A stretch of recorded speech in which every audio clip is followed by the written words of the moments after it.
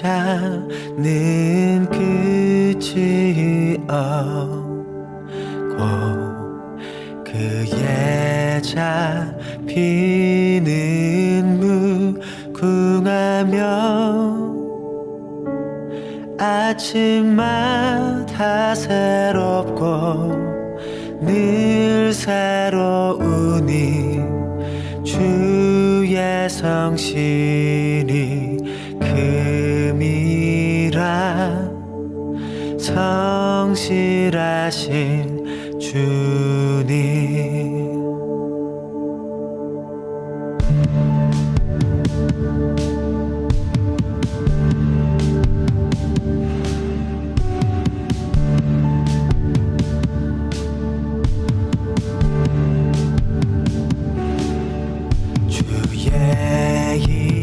자는 끝이 없고 그의 잡히는 무궁하며 아침마다 새롭고 늘 새로우니 주의 성실이 금이라 성실하신 주님.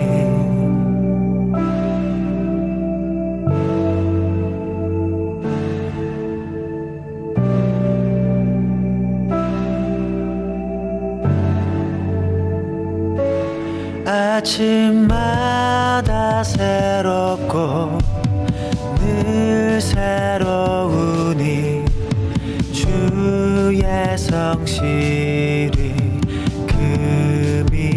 금이라 성실하신 주님.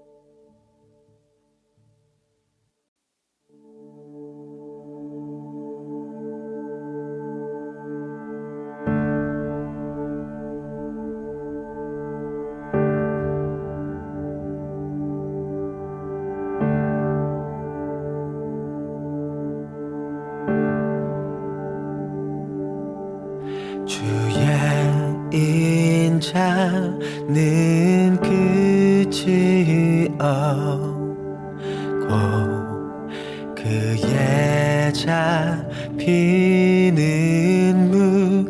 무궁하며 아침마다 새롭고 늘 새로우니 주의 성실이 금이라 성실하신 주님.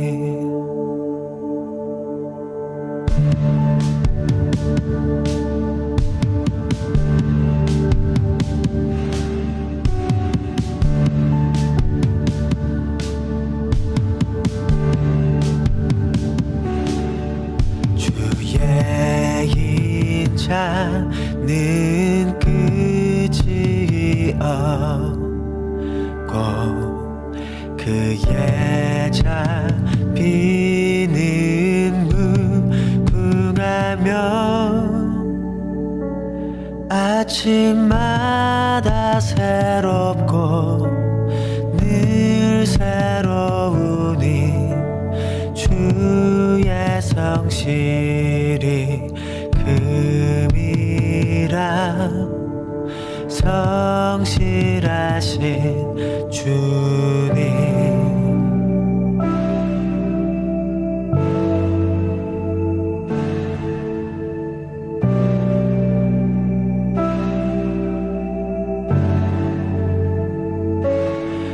아침마다 새롭고 늘 새로우니 주의 성실이 금이라 성실하신 주님.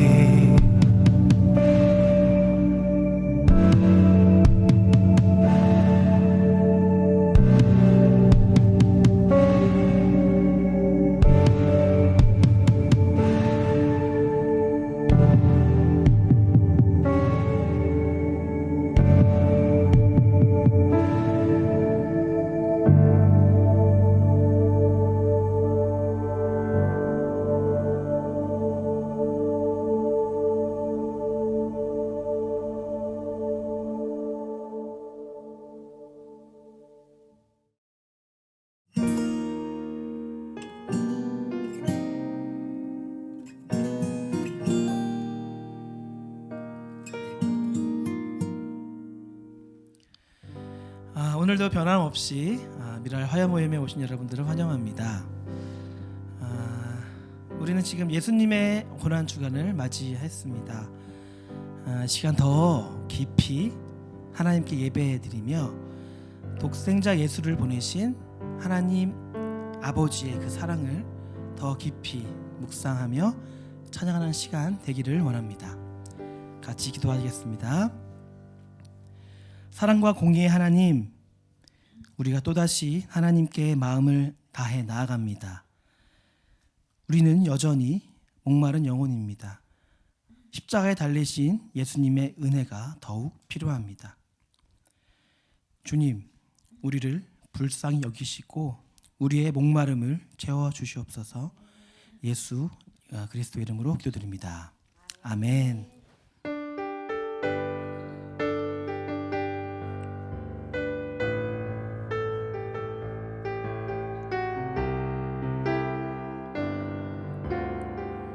주께 가까이, 주께 가까이 날 이끄소서.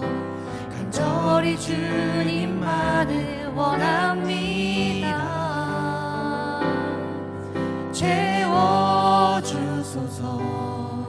주의 사랑을 진정한 찬양 드릴 수 있도록 주께 가까이, 주께 가까이 날 이끄소서. 간절히 주님만을 원합니다. 채워주소서. 주의 사랑을 진정한 찬양 드릴 수 있도록 목마른 나의 영혼 주를 부르니 나의 맘 만져 주소서. 주님만을 원합니다.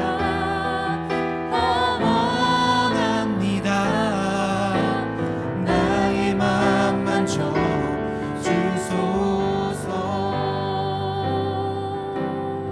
주께 가까이, 주께 가까이 날 이끄소서.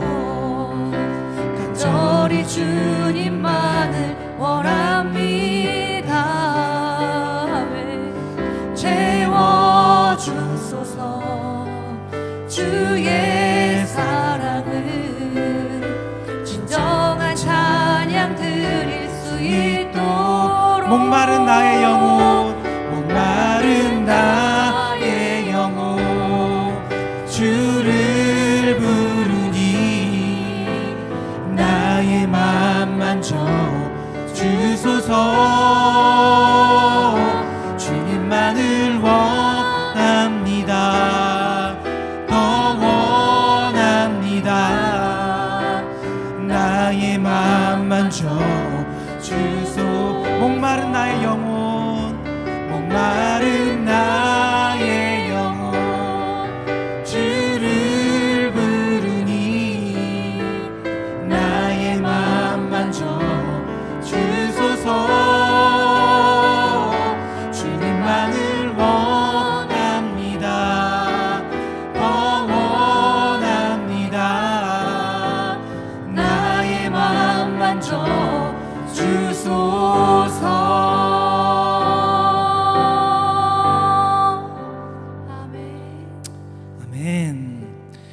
다 같이 주님의 인자하심과 성실하심과 그분께 우리의 마음을 드려 찬양드리겠습니다. 하나, 둘, 셋, 넷.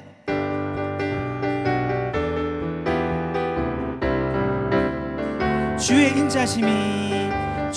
인자하심이 생명보다 나음으로 내 입술은 주를 찬양. 주의 인자하심이 생명보다 나음으로 내 입술은 다시 한번 주의 인자하심이 생명보다 나음으로 내 입술은 주를 찬양. 주의 인자하심이 생명보다 나음으로 내 입술은 주 찬양. 이러므로 내 평생에 주를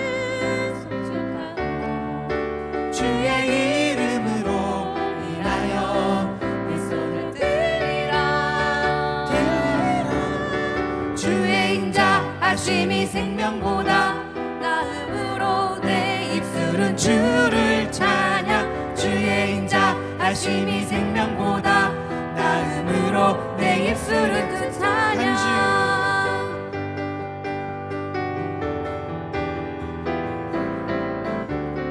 주의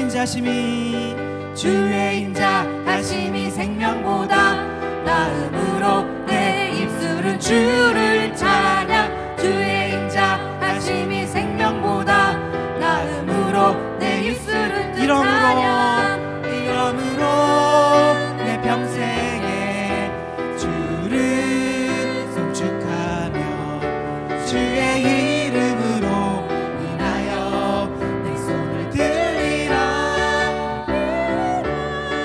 주의 인자하심이 생명보다 나음으로 내 입술은 주를 찬양. 주의 인자하심이 생명보다 나음으로 내 입술은 주 찬양. 호산나 호산나 호산나 호산나 호산나 높은 곳에서 호산나 호산나 호산나 높은 곳에서 주의 이름 높여 나 찬양하라. 귀하신 주 나의 하나님 호산나 높이 외치세. 영광 영광 영광 왕의 왕께 영광을. 영광 영광 왕의 왕께 영광을. 주의 이름 높여 나 찬양하라. 귀하신 주 나의 하나님 주님께 영광 돌리세. 아멘. 우리 이어서 주의 친절한 팔의 안기설 같이 찬양드리겠습니다.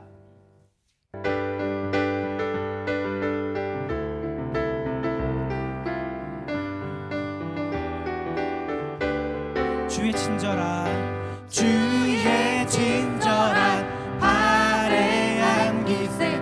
우리 마음이 평안하리니 항상 기쁘고 복이 되겠네. 영원하신 팔의 안기세. 주의 팔에 크신 팔에 안기세.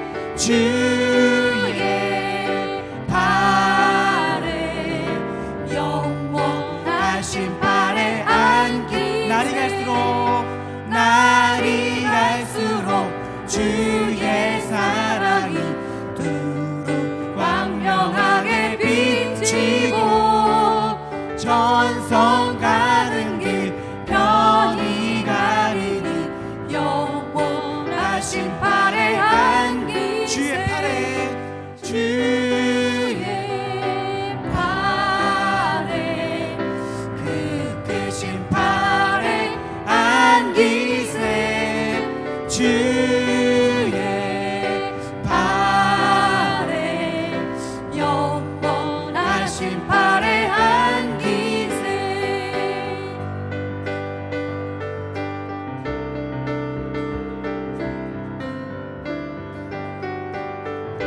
주의 보좌로 주의 보좌로 나아갈 때에 기뻐 찬미소리 외치고 격과 두려움 없어지리니 영원하신 팔에 안기세 주의 팔에 그 크신 팔에 안기세 주의 팔에 영원하신 팔에 다시 한번 주의 보좌로 주의 보좌로 나아갈 때에 기뻐 찬미소리 외치고 겁과 두려움 없어지리니 영원하신 팔에 안기세 주의 팔에 그 크신 팔에 안기세 주의 팔에 영원하신 팔에 주의 팔에 주의 팔에 그 크신 팔에 안기세 주의 팔에 영원하신 팔에 안기세 아멘. 아멘.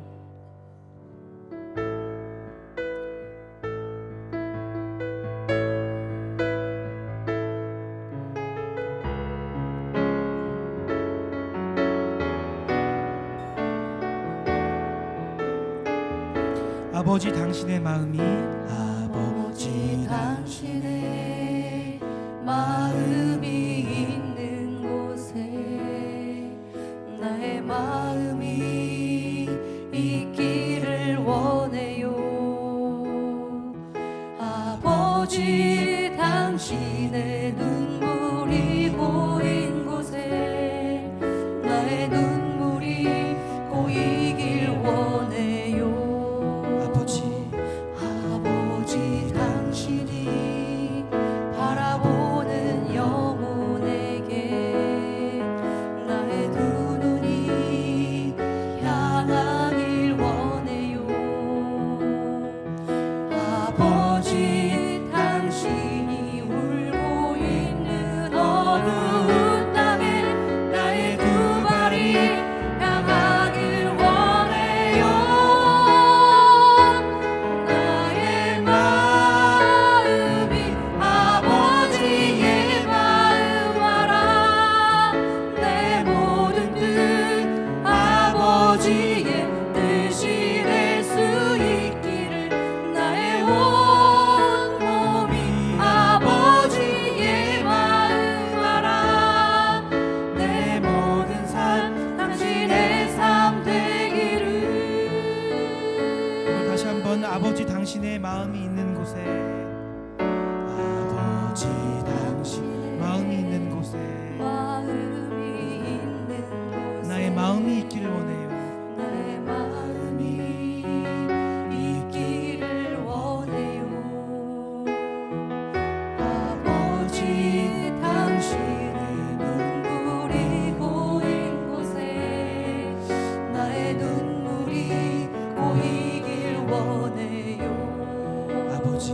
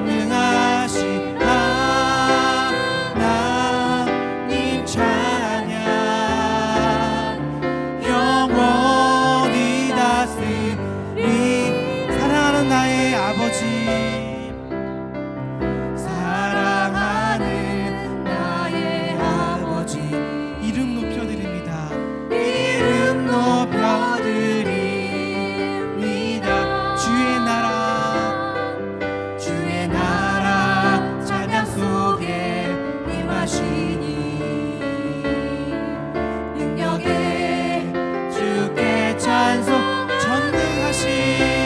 전능하신 하나님 찬양. 언제나 동일하신 주. 전능하신 하나님 찬양. 영원히 다스리. 나 주 이름 높이니. 나 주의 이름 높이리. 나 주의 이름 높이리. 하늘 높이 멀리 깃발처럼 주의 이름 높이. 전능하신 하나님 찬양. 언제나 동일하신 주. 전능하신 하나님 찬양. 영원히 다스리. 마지막으로 전능하신 하나님 찬양.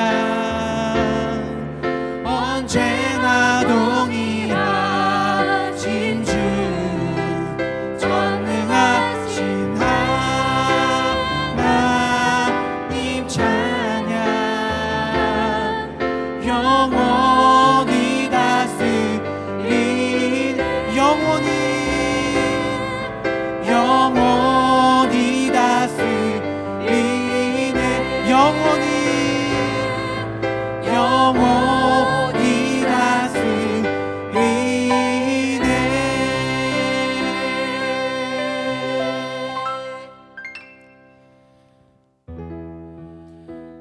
우리는 예수 그리스도께서 아버지라 고백한 그 하나님을 믿습니다. 그 하나님 아버지께서 우리를 위해 하나뿐인 독생자 예수 그리스도를 우리에게 보내주셨습니다. 그 사랑과 정의와 공의의 하나님을 찬양합니다. 함께 기도하기를 원합니다. 이번 주 예수님의 고난을 주간을 보내면서 십자가에 달리신 예수 그리스도와 또 긍휼하시고 공의로우신 하나님을 더 깊이 묵상하는 시간 되기를 원합니다. 한 주간 하나님의 긍휼의 마음과 또 예수 십자가의 의미를 더 깊이 묵상하는 한 주 되기를 원한다는 마음으로 같이 기도하겠습니다. 또 들려지는 메시지를 통해서 하나님의 마음을 더 깊이 알기를 원한다고 같이 기도하겠습니다. 기도드리겠습니다.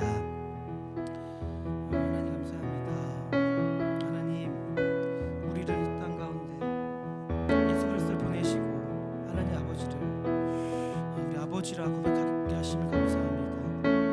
그 사랑의 하나님, 공의 하나님, 정의 하나님, 그 하나님의 이름과 하나님의 권세와 하나님의 이름을 찬양합니다. 그 아들 우리에게 보내주신 그 사랑에 참 감사를 드립니다. 우리 모든 죄악을 담당하시기 위해 오신 예수 그리스도를 다시 한번 이 시간 묵상합니다. 이 시간 고난주간을 맞이하면서 또한 그렇게 하나님의 그 사랑과 예수님의 십자가를 묵상하는 시간 되기를 원합니다.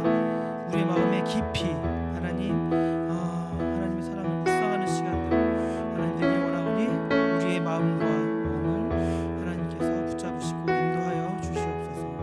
하나님의 크신 은혜로 우리를 붙잡으시옵소서. 또한 들려진 메시지 가운데도 하나님의 마음을 더욱더 부으셔서 하나님 더 알기를 원하니 우리의 주인 되시고 우리를 인도해 주시옵소서. 감사드리며 예수님 기도드립니다.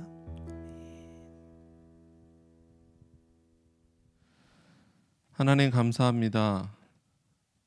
특별히 이번 주간 고난 주간을 맞이하여서 예수 그리스도가 이 땅 가운데 오신 그 이유, 특별히 나의 모든 죄를 대속하기 위해 그 십자가의 길, 죽음의 길을 가셨던 예수님의 그 삶을 다시 한번 생각해 봅니다. 전혀 의롭지 못한 우리들을 살리기 위해서 십자가의 죽음을 선택하셨던 예수님의 그 사랑, 아들의 죽어가는 모습을 바라볼 수밖에 없었던 하나님 아버지의 그 마음이 오늘 이 시간 우리 가운데 임하게 하여 주시옵소서. 그 하나님과 만나는 귀한 시간 될 수 있도록 주여 붙들어 주시옵소서. 팔복의 이야기를 통해서 함께 나아가는 이 말씀의 시간에 하나님 그 팔복을 통하여서 우리에게 주시고자 하는 하나님의 그 새로운 계명, 새로운 말씀이 임하는 귀한 시간 될 수 있도록 인도해 주시옵소서. 감사드리며 예수 그리스도 이름으로 기도드립니다. 아멘. 샬롬. 우리 미러 화요일에 오신 여러분들 오늘도 환영합니다. 제가 이제 갑자기 설교를 준비를 하는데 갑자기 그 예전에 이민우 목사님 계셨을 때 우리가 함께 외쳤던 그 문구가 갑자기 생각이 나더라고요. 우리는 미랄입니다. 우리 그 외쳤는데 그때 우리가 어떤 의미로 그 외쳤을까? 예. 미랄은 예수 그리스도, 예수님을 의미하잖아요. 그러면 우리는 미랄입니다라고 이렇게 외친 거는 우리는 이 땅에 보내신 작은 예수입니다. 이런 고백이었겠구나.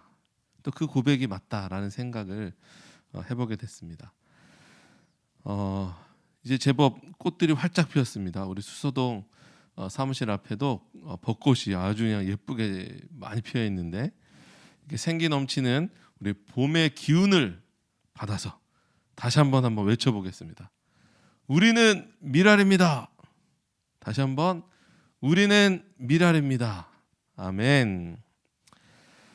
자, 이제 고난 주간이 시작됐습니다. 이제 이번 주 금요일이면 예수님이 십자가에 못 박혀 돌아가신 성금요일, 그리고 주일은 죽음에서 부활하셔서 우리에게 영원한 생명을 허락하신 그 은혜에 감사하는 그런 부활 주일입니다. 올해도 미랄 가족들과 함께 부활절 달걀을 나누고자 합니다. 올해는 특별히 짜잔 미랄 가족들과 더 깊이 예수님의 고난과 죽음 그리고 부활의 기쁨을 함께 나누기 위해서 특별히 제작한 미랄 샬롬 십자가를 우리 부활절 달걀과 함께 우리 미랄 가족들에게 선물로 보내드리도록 하겠습니다. 이 샬롬의 십자가를 보면서 예수님이 나를 위해 나의 모든 죄를 대속하시고 십자가에 죽으시고 부활하셨음을 감사하고 또 기뻐함으로 살아내는 우리 모든 미랄 가족들 되기를 축원합니다. 아무쪼록 우리 예수님의 부활의 은혜가 가득한 이번 주간을 통해서 또 코로나19로 어려움을 겪고 있는 우리 미랄 가족들, 또 여러 가지 질병으로 지금 투병 중에 있는 미랄 가족들, 하나님의 특별한 은혜로 회복과 치유의 그 은혜가 충만하시기를 원합니다. 그리고 전쟁으로 깊은 상처 가운데 있는 우크라이나, 그리고 산불로 어려움을 겪고 있는 우리 울진 지역의 이재민들 위에도 하나님 나라의 샬롬이 충만하게 임하는 그런 은혜가 있기를 간절히 축원합니다. 아멘. 자, 우리 이제 2022년 한국 미랄서교단 표어를 함께 제창하겠습니다. 자, 기억나시죠? 네, 시작. 복음으로 화평을 일구는 미랄 공동체. 자, 다시 한번 목소리 높여서 다시 한번 해보겠습니다. 시작. 복음으로 화평을 일구는 미랄 공동체. 하나님, 우리가 외치는 이 고백이 우리 삶의 현실이 되길 소망합니다. 또한 우리 안에 하나님이 주시는 팔복의 은혜가 가득하여서 그 은혜로 우리가 만나는 사람들, 또 우리가 속한 교회, 그리고 우리 가족들에게 하나님의 참 평안을 나누고 누리는 은혜가 함께하기를 소망합니다. 아멘. 우리 미랄에게 주신 오늘 이 마태복음 5장 말씀 팔복의 이야기를 계속 이어가고 있습니다. 자, 첫 번째, 심령이 가난한 자는 복이 있나니 천국이 그들의 것이며 애통하는 자는 복이 있나니 그들이 위로를 받을 것이며 온유한 자는 복이 있나니 그들이 땅을 기업으로 받을 것이며 의에 줄이고 목마른 자는 복이 있나니 그들이 배부를 것이며. 아멘. 이 팔복 이야기 끝날 때쯤에 우리가 이 팔복을 다 함께 좀 암송했으면 좋겠습니다. 소그룹 모임을 통해서 좀 암송하는 그런 시간 가졌으면 좋겠습니다. 자, 오늘은 5번째 팔복의 이야기, 긍휼히 여기는 자의 복입니다. 마태복음 5장 7절 말씀입니다. 긍휼히 여기는 자는 복이 있나니 그들이 긍휼히 여김을 받을 것이며. 다시 한번 봉독하겠습니다. 긍휼히 여기는 자는 복이 있나니 그들이 긍휼히 여김을 받을 것이며. 오늘 말씀은 앞에서 나눈 4가지 복과는 조금 느낌이 다른 그런 복입니다.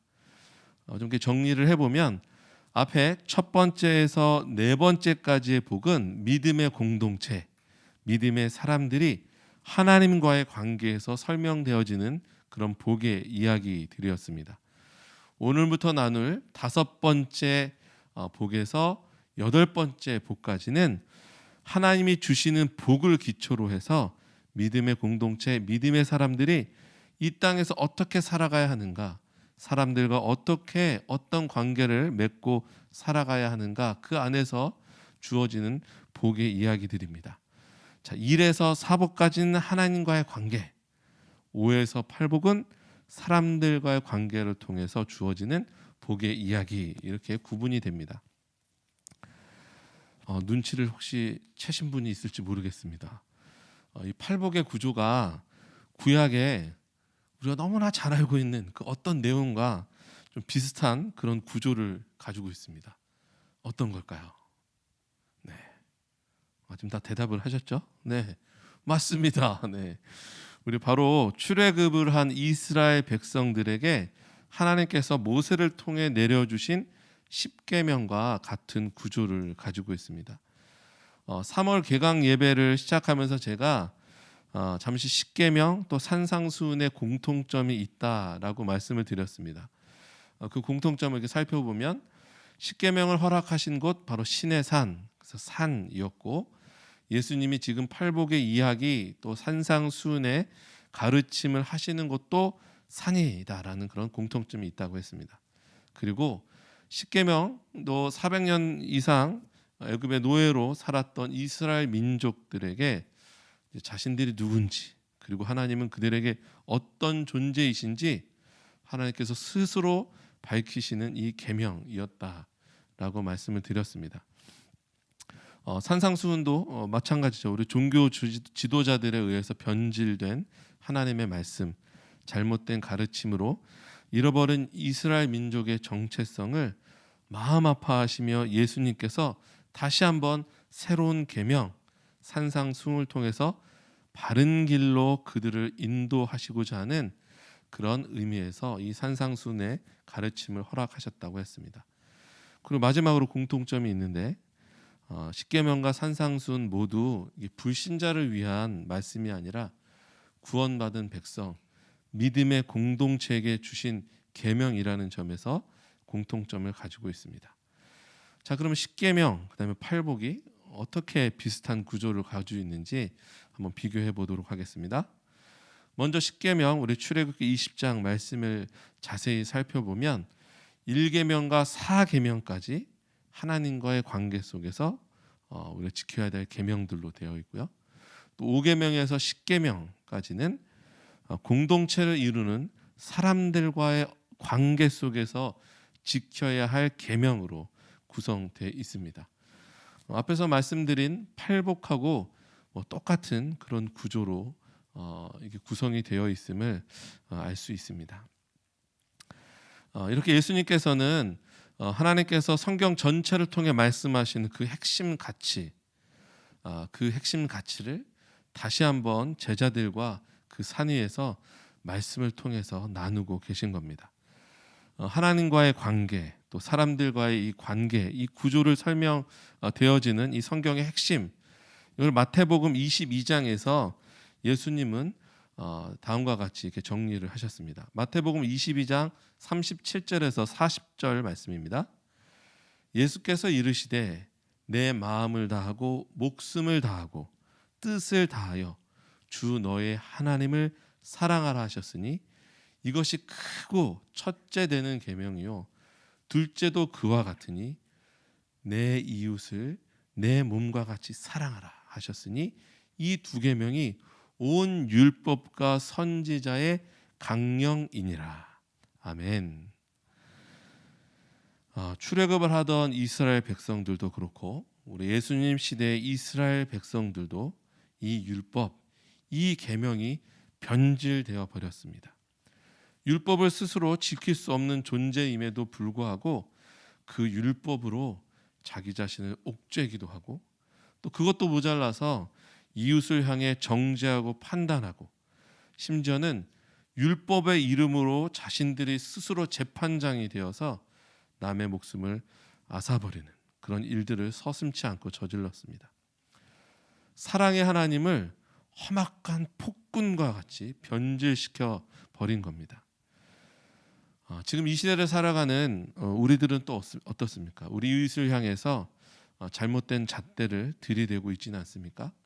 우리 신앙이라는 이름으로 나도 지키지 못한 것들을 기준으로 세우고 남을 정죄하고 판단하고 있지 않은지 한번 우리 스스로 살펴봐야겠습니다.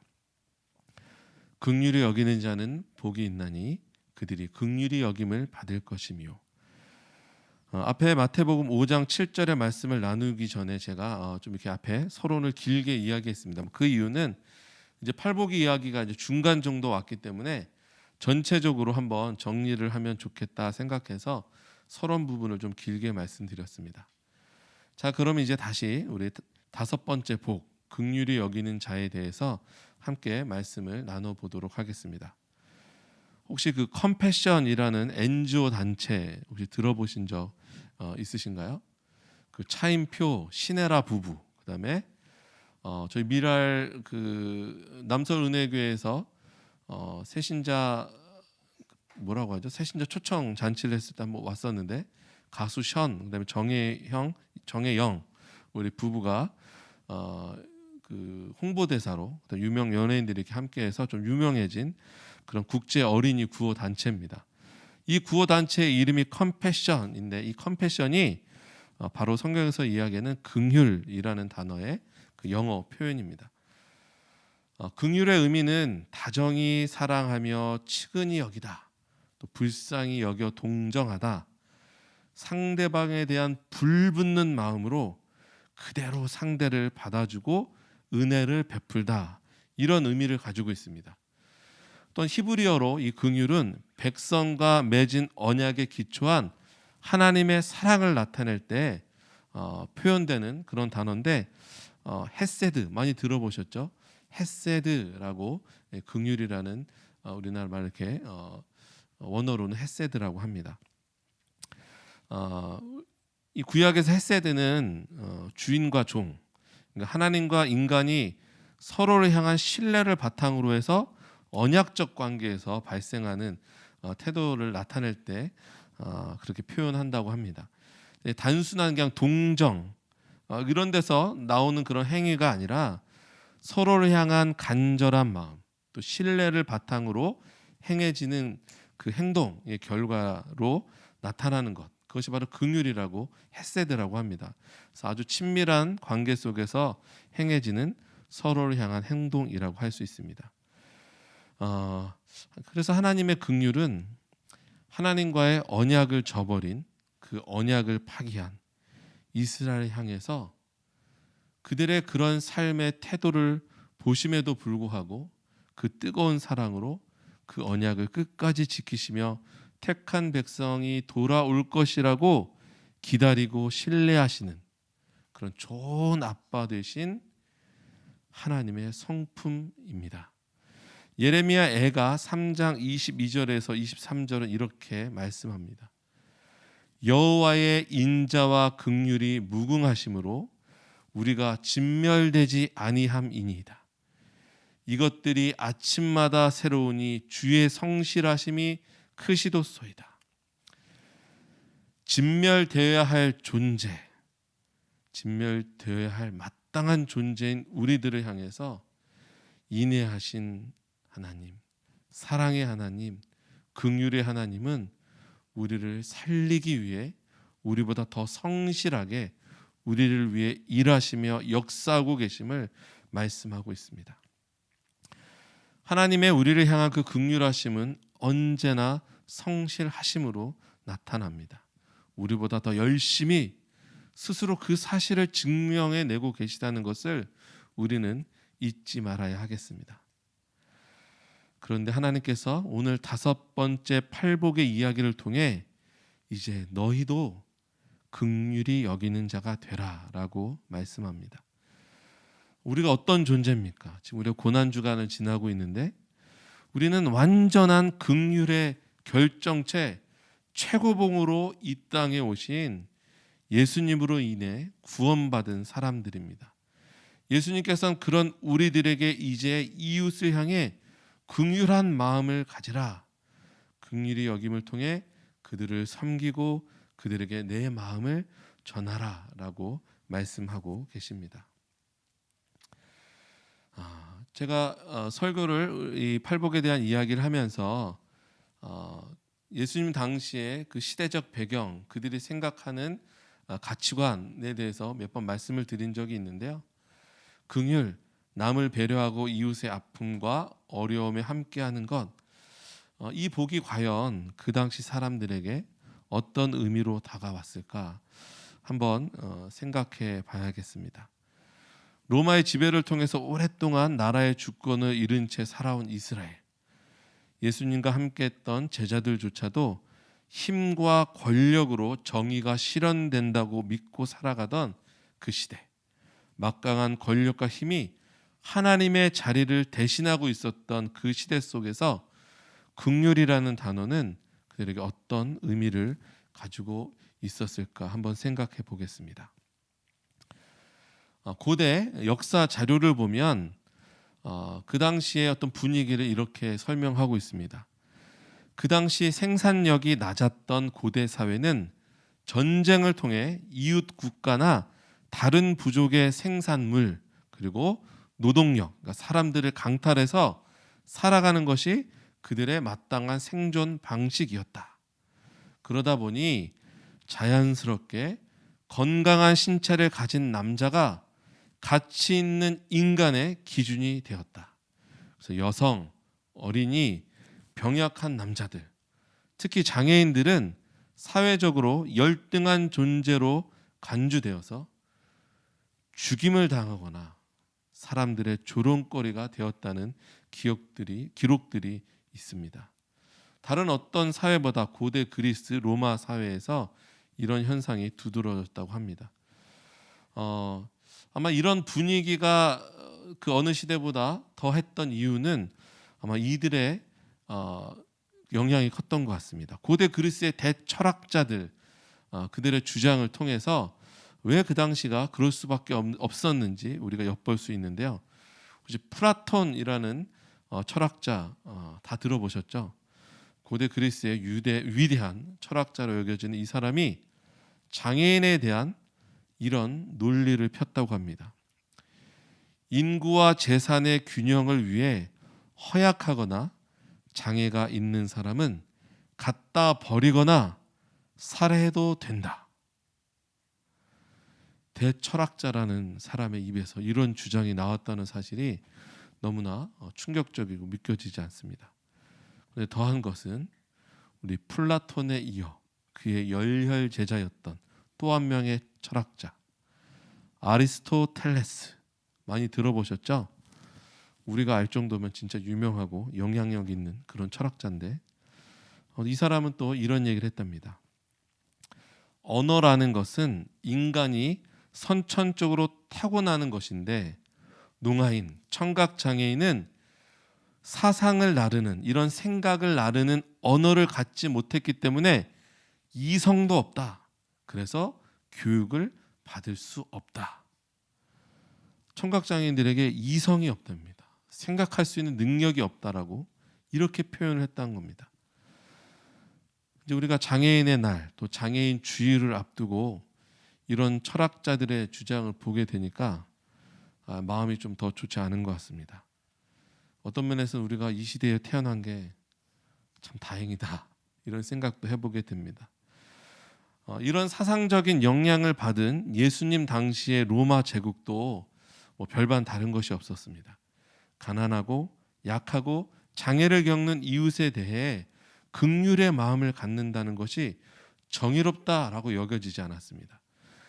세네카라는 로마 네로 황제의 스승은 이런 얘기를 했습니다. 건강치 못한 자는 신의 저주를 받은 것이다. 이것이 이성적 판단이다. 가난한 사람, 연약한 사람, 이런 장애를 가진 사람, 이거는 신의 저주다. 이것이 합리적이고 이성적인 판단이다 라고 얘기를 했다는 겁니다. 당시 사람들의 이 이성적인 판단의 기준이 이러한 위대한 철학자들의 주장에 따랐으니까 그들에게 이웃을 긍휼히 여긴다는 것, 그것이 복이다라고 생각하는 것은 그렇게 쉬운 일이 아니었습니다. 아마 그들한테 긍휼히 여기는 자가 되라, 그들이 복이 있다, 이게 예수님께 말씀하셨을 때 흥 하면서 뭐라는 거야, 무슨 얘기야 이게, 이런 콧방귀를 끼지 않았을까 생각이 됩니다. 그런 시대를 살아가던 제자들에게 예수님께서는 세상의 가치, 세상의 철학, 세상의 사상과는 전혀 다른 긍휼히 여기는 자의 삶으로 그들을 초대하고 계십니다. 우리를 긍휼히 여기셔서 십자가의 사랑으로 우리의 모든 죄를 사하신 예수님은 그 은혜를 입은 우리들에게 이제 그리스도를 본받아 그 마음을 품고 긍휼히 여기는 자가 되길 원하시고 계시는 겁니다. 예수님께서 말씀하시는 긍휼히 여긴다는 그 의미는 죄를 용서해 주는 것, 그리고 고통을 당하는 자, 궁핍한 자를 동정하는 의미를 가지고 있습니다. 또 이렇게 시련을 당하는 자, 그 상황 가운데 깊이 동참해서 그들의 도움의 그 요청에 함께하는, 또 그들의 삶의 자리로 나아가는 것을 의미합니다. 이렇게 이 세상의 소금과 빛으로, 그리고 미랄로 부르신 하나님의 뜻에 합당한 삶을 살아가고자 하는 이들에게 예수님은 긍휼히 여기는 자는 복이 있다라고 말씀을 하고 있습니다. 마태복음 1장을 보면 긍휼히 여김을 통해서 하나님이 하시고자 하는 일을 나타낸 사건이 하나 나옵니다. 바로 예수님의 부모였던 요셉과 마리아의 이야기입니다. 마태복음 1장 19절 말씀입니다. 그의 남편 요셉은 의로운 사람이라 그를 드러내지 아니하고 가만히 끊고자 하여. 이 말씀을 이렇게 간단히 보면 이게 뭐가 어렵다는 거지? 뭘 끊어? 좀 의아한 생각이 드실 수 있는데 우리말 성경을 보면 좀 이해가 더 쉬울 것 같습니다. 제가 우리말 성경으로 이 말씀을 다시 한번 읽어드리겠습니다. 마리아의 남편 요셉은 의로운 사람이었습니다. 그는 마리아가 사람들 앞에 수치를 당하게 될까 봐 남모르게 파혼하려 했습니다. 만약에 요셉을 그 당시의 기준으로 의로운 사람이라고 했다면 그는 마리아를 어떻게 해야겠습니까? 혼전 순결을 지키지 못한 것으로 여기고 그는 마리아를 그 당시 풍습대로 죽이는 것이 의로운 행동이었을 겁니다. 그러나 그는 그런 사회적인 분위기, 사회적인 통념의 그런 분위기 속에서 참 의로운 행동의 자리로 나아갔습니다. 모든 사람들이 손가락질하고 마리아에게 돌을 던져야 할 그 상황에서 그는 마리아가 수치를 당할까 봐 걱정하는 마음, 염려하는 마음, 곧 긍휼히 여기는 마음으로 아내를 감싸기로 결정합니다. 예수 그리스도를 통해 하나님의 일을 이루고자 하시는 그 역사의 순간에 요셉은 하나님이 허락하신 그 긍휼함으로 마리아를 품게 된 것입니다. 긍휼의 마음이 없었다면 요셉은 마리아를 향해 불평했을 겁니다. 세상 사람들처럼 정죄하고 분노하고 결국은 처절한 죽음으로 그녀를 몰아냈을 겁니다. 하지만 그의 의로움은 세상의 것과 달랐습니다. 이렇게 긍휼함은 때로는 엄청난 용기가 필요한 행동이기도 합니다. 긍휼함은 우리를 위해 참으시되 끝까지 참으시는 하나님처럼 참고 인내하고 한없이 기다려야 하는 긴 싸움이 될지도 모릅니다. 더 나아가서는 이 긍휼은 예수님처럼 죄를 위해 십자가에서 대신 죽는 대속의 자리가 될 수도 있습니다. 헨리 나우에는 긍휼이라는 책에서 긍휼을 이렇게 정의했습니다. 긍휼은 특권적인 위치에서 허리만 구부려 소외된 자들에게 향하는 것이 아니다. 높은 곳에서 낮은 곳을 있는 더 불운한 사람들에게 손을 뻗치는 것이 아니다. 또 위만 바라보고 그 상향성, 높이 올라가려고 그렇게 그것을 성취하려고 하는 사람들, 하지만 그걸 성취 못한 사람들에게 동정 어린 그 마음의 태도를 취하는 것도 아니다. 긍휼은 직접 그 사람들에게로 다가가 고난이 가장 극심한 곳으로 들어가 거기에 자리를 잡는 것이다. 오늘 예수님께서는 우리에게 말씀하십니다. 긍휼히 여기는 자는 복이 있나니 그들이 긍휼히 여김을 받을 것이며.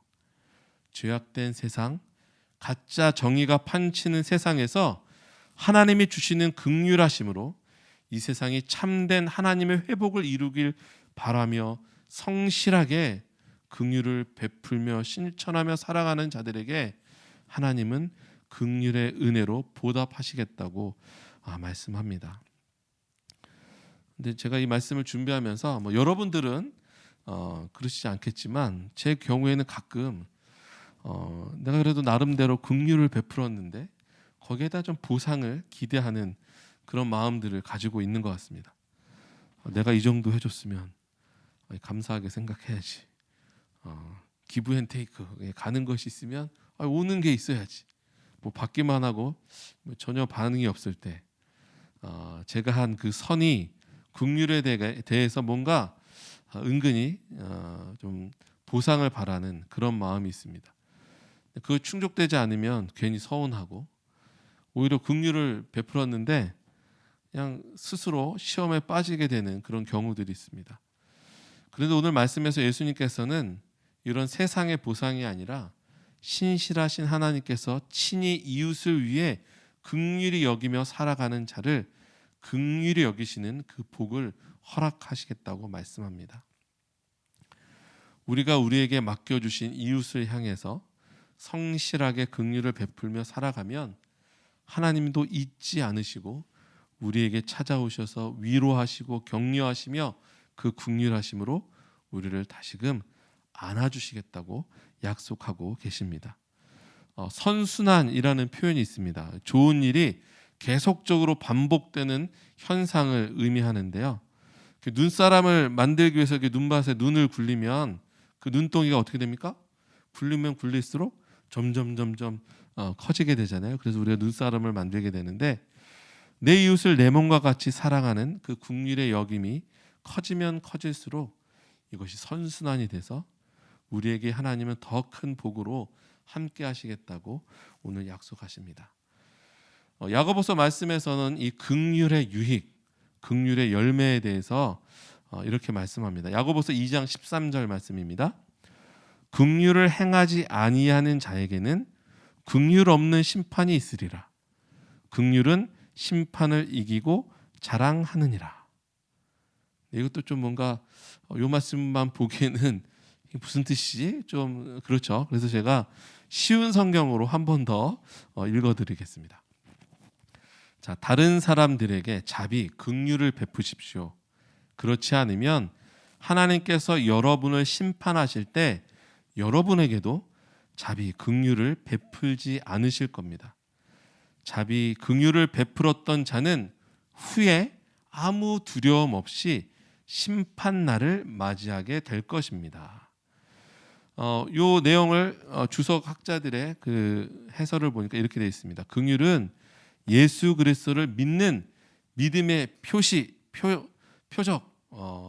예수님을 믿는다는 우리의 증거다 이렇게 말을 하면서 예수 그리스도께서 부활하심으로 죽음을 이기셨듯이 그리스도인들의 삶 속에서도 나타난 긍휼을 통해서 앞으로 받게 될 심판을 전혀 두려워하지 않는 존재가 되었다.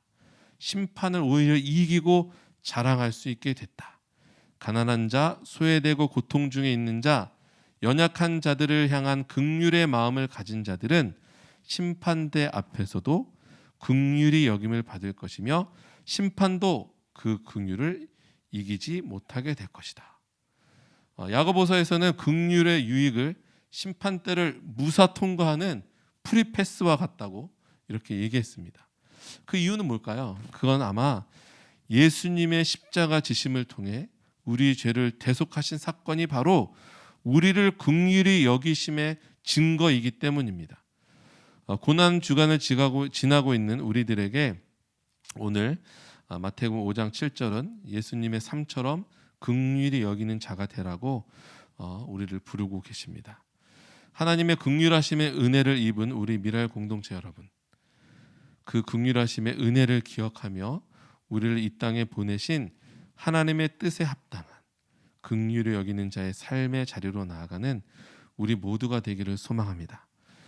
마지막으로 헨리 나우엔의 그 긍휼이라는 책에 나오는 내용 한 가지를 소개하고 말씀을 마치도록 하겠습니다. 우리가 들은 위대한 소식은 하나님이 긍휼의 하나님이시라는 것이다. 우리를 향한 위대한 부르심은 긍휼의 삶을 살아야 한다는 것이다. 우리에게 주어진 위대한 과업은 긍휼의 길을 따라 사는 것이다. 아멘. 긍휼함의 복음으로 화평을 일구는 미랄 공동체, 그 비전을 이루는 우리 모두가 되기를 소망합니다. 아멘. 함께 기도하겠습니다. 긍휼히 여기는 자는 복이 있나니 그들이 긍휼히 여김을 받을 것이며, 이미 우리는 예수 그리스도의 그 십자가 사랑으로 긍휼히 여김을 받은 자들입니다. 그 긍휼히 여긴 자, 진멸할 수밖에 없는, 진멸되어질 수밖에 없는 그런 존재들이 예수님의 십자가 보혈로, 그 긍휼하심으로 이제 하나님의 친밀한 관계를 회복하고 주님의 자녀라고, 주님의 것이라고, 주의 종이라고 이렇게 살아갈 수 있도록 은혜 주심을 감사합니다. 오늘 말씀을 통해서 이미 너희에게 임한 그 긍휼로 말미암아 이제 세상을 향하여 너희는 긍휼히 여기는 자 되라고 말씀하시는 예수님의 그 말씀에 귀 기울이며 예수님께서 그렇게 살아가셨던 것처럼 우리도 그렇게 살아내는 우리 모든 미랄 가족들 될 수 있도록 주님 인도하여 주시옵소서. 모든 것 가운데 함께 하실 주님을 찬양하고 감사드리며 예수 그리스도 이름으로 기도드립니다. 아멘.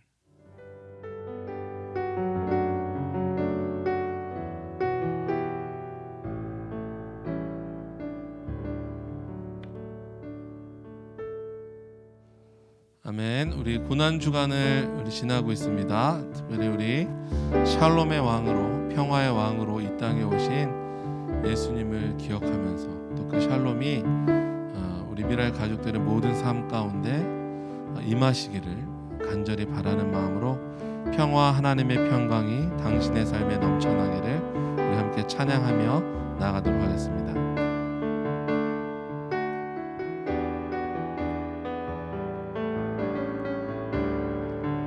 평화 하나님의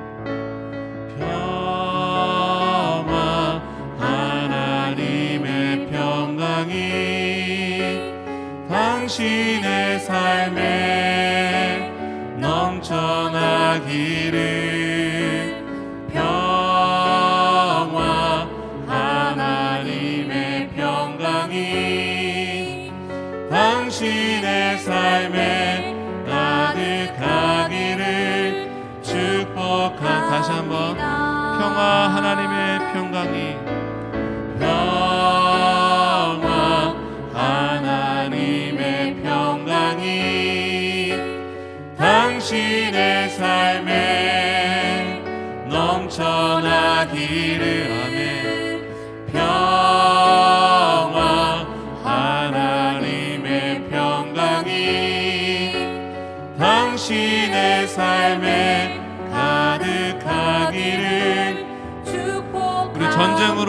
고통 겪고 있는 우크라이나를 향해서 평화 하나님의 평강이 당신의 삶에 넘쳐나기를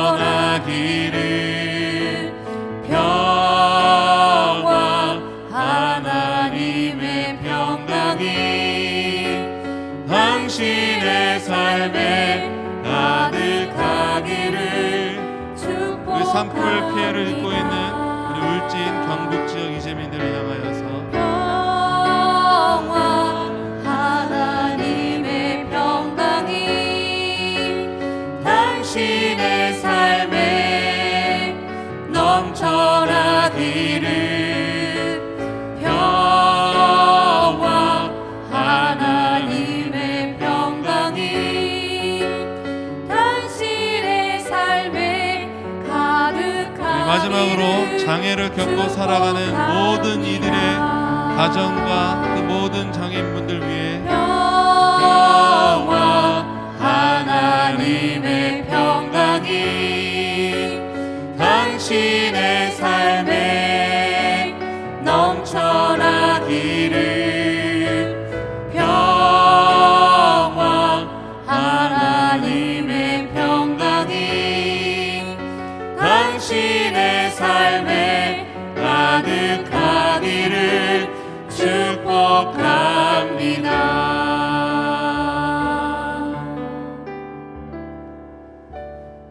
기도하겠습니다. 하나님 아버지, 예수님의 고난과 예수님의 죽음, 그 부활, 하나님 나라의 그 평화를, 하나님이 우리를 사랑하시고 또 우리가 이웃을 향해 사랑을 베푸길 원하시는 그 긍휼의 삶으로 살아갔던 예수님의 그 삶을 기억합니다. 하지만 여전히 이 땅은 인간들의 죄악으로 인하여서, 바로 나의 죄로 인하여서 고통받고 소외받고 아파하는 자들이 차고도 넘칩니다. 특별히 우크라이나에서는 전쟁의 고통으로 눈물 뿌려 기도하는 그 불안에 떨고 있는 너무나 많은 이들이 있습니다. 이미 가족을 잃고 집을 잃고 모든 것을 잃고 그렇게 무너져 있는 너무나 많은 이들이 있습니다. 또 손을 쓰고 싶어도 어떻게 할 수 없었던 그 산불의 현장에서 몸만 빠져나와 하나님 이제 어떻게 살아가야 하는지 답답한 마음 붙들고 살아가는 이재민들이 있습니다. 여전히 이 세상은 예수님의 평화, 예수님의 사랑을 알지 못하고 살아가는 그런 고통 중에 있는 자들이 너무나 많습니다. 또한 장애인의 날을 앞두고, 장애인 주일을 앞두고 또 우리 곁에 장애를 겪고 살아가는 너무나 많은 하나님이 기억하고 있는 주의 사람들이 너무나 많습니다. 주님, 불쌍히 여겨주시고 또 우리에게 오늘 말씀으로 가르쳐 주신 긍휼히 여기는 자가 되어서 우리가 그들의 삶 가운데 깊이 함께 동행할 수 있도록 인도하여 주시옵소서.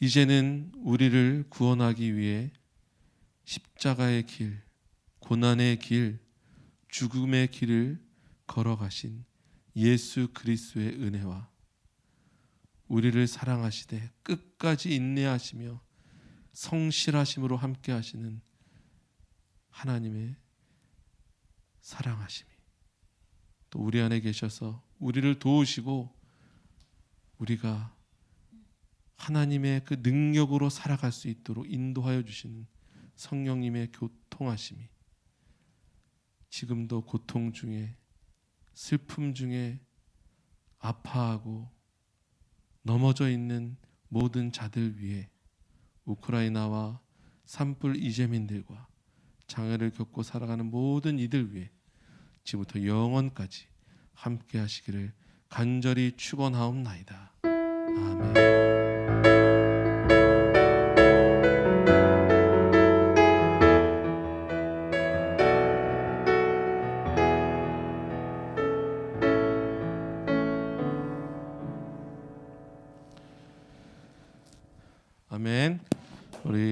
고난 중간 한 주간 예수님을 깊이 묵상하면서 잘 또 보내시고 또 돌아오는 부활주일 또 우리를 위해서 십자가의 죽음으로 끝나신 것이 아니라 부활의 영광으로 그 기쁨으로 함께 해주신 예수님의 그 부활을 우리가 기뻐하는 그런 이번 한 주간 되기를 소망합니다. 다음 주에 다시 만나 뵙도록 하겠습니다.